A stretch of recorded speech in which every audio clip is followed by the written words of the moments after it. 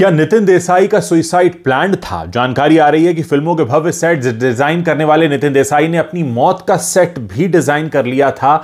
यह जानकारी निकल कर आ रही है उनके साथ काम करने वाले मयूर की तरफ से, जिसमें कहा गया है कि वो अपनी मौत का सेट डिजाइन कर चुके थे और आत्महत्या करने से पहले उन्होंने एक बहुत बड़ा धनुष बाण तैयार किया था। इस धनुष बाण के बीचों बीच नितिन देसाई ने फंदे से लटक कर आत्महत्या की। एक टेप रिकॉर्डर भी पुलिस को मिला है जिसे सुसाइड नोट माना जा रहा है। दूसरी तरफ नितिन देसाई के यहां काम करने वाले पूर्व कर्मचारी सचिन मोरे ने भी एक अहम डिटेल शेयर की है। सचिन नितिन देसाई के स्टूडियो में 1 साल पहले तक काम किया करते थे। जैसे ही उन्हें पता चला कि नितिन देसाई ने आत्महत्या कर ली है, वो तुरंत स्टूडियो पहुंचे और उनके मुताबिक नितिन देसाई के पास एक कागज का टुकड़ा मिला था जिसमें लिखा था कि उनका अंतिम संस्कार वहीं स्टूडियो में किया जाए, क्योंकि एनडी स्टूडियो उनके दिल के बेहद करीब है।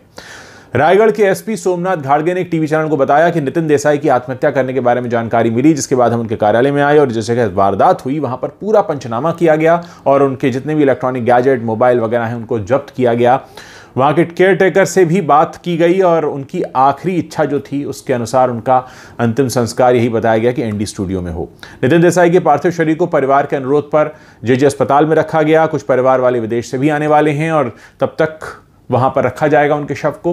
पोस्टमार्टम रिपोर्ट जो है उसमें ये सामने आ गया है कि मौत की वजह फांसी के फंदे पर लटकना है।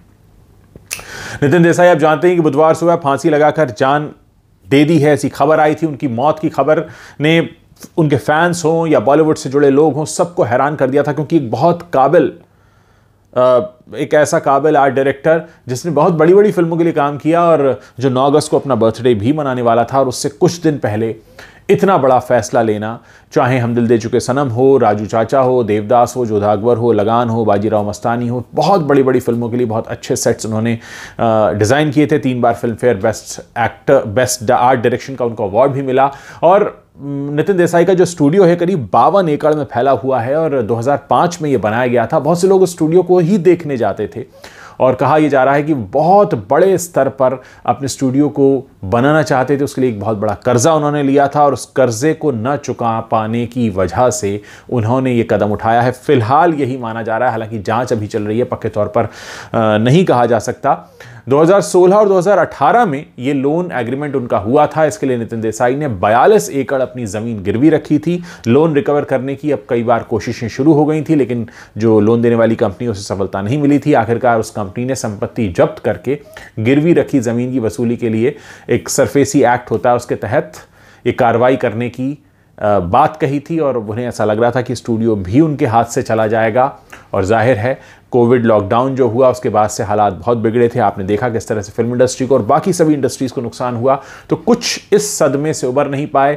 जानकार मानते हैं कि अगर इतना बड़ा लोन उनके सर पर नहीं होता तो फिर हो सकता था कि ये फैसला वो नहीं लेते। लेकिन जिस तरह से सारी जानकारी निकल कर आ रही है वो वाकई बहुत हैरान करने वाली है। साथ ही हमें कहीं ना कहीं ये शिक्षा भी देती है कि हम अपने जीवन में भले ही कितनी ही ऊंचाइयों पे क्यों ना पहुंच जाएं, हमें हमेशा ये ध्यान रखने की ज़रूरत होती है कि हम कितने पाँव पसार सकते हैं। जितनी लंबी चादर है उतने ही पाँव पसारें, नहीं तो कई बार हमें कुछ ऐसे निर्णय भी लेने पड़ जाते हैं कि जिसके बाद हर कोई ये कहता है कि आखिर ये हुआ तो क्यों हुआ। वाकई दोस्तों, हमारे आसपास होने वाला कोई भी इंसिडेंट है वो हमें बहुत बता कर जाता है, सिखा कर जाता है।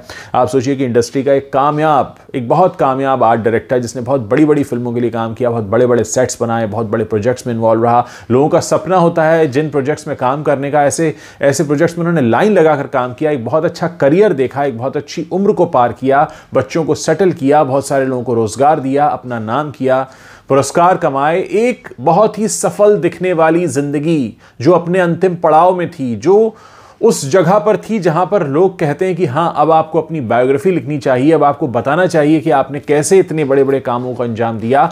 उस मौके पर जाकर अगर कोई व्यक्ति अपने जीवन को खत्म करने की इतना बड़ा निर्णय ले रहा है तो आप सोच सकते हैं कि उसके दिल पर क्या बीत रहा होगा। हमेशा कोशिश होनी चाहिए कि हम दूसरे के फेलियर से सीखें, जो दूसरे करके हमें साबित कर रहे हैं कि ऐसा नहीं करना चाहिए, हमें उससे सीखने की ज़रूरत है। दोस्तों, कहीं पर भी जाएं, आप करियर में कितने ही सक्सेसफुल क्यों ना हो जाएं, लेकिन कभी भी जब आपको ये लगने लगे कि जिसको हम पचा नहीं सकते या जिसको हम आगे एक नेक्स्ट लेवल लेकर नहीं जा सकते, शायद हमें वो नहीं करना चाहिए। आज नितिन देसाई जीवित होते, भले ही उनका वो बहुत बड़ा वर्ल्ड का क्लास स्टूडियो न बन पाता, भले ही वो 250 करोड़ का उतना बड़ा स्टूडियो नहीं बना पाते, जो उनके हिस्से में कामयाबी आई थी क्या वो कम थी? क्या कितनों को मिल पाती है वो कामयाबी कि आप इतने बड़ी बड़ी फिल्मों के साथ इन्वॉल्व रहे हैं, आपका एक अच्छा खासा स्टूडियो है? मुंबई में, बॉलीवुड में कितने ऐसे आर्ट डायरेक्टर हैं जिनके ऐसे स्टूडियो हैं? एक भी नहीं है। नितिन देसाई का अपना खुद का स्टूडियो था। दोस्तों, मुझे याद है कि मैंने उस स्टूडियो को विजिट किया है और वहाँ पर जिस तरह का, जिस लेवल का काम उन्होंने किया, वो अपने आप में एक वर्ल्ड क्लास है। क्योंकि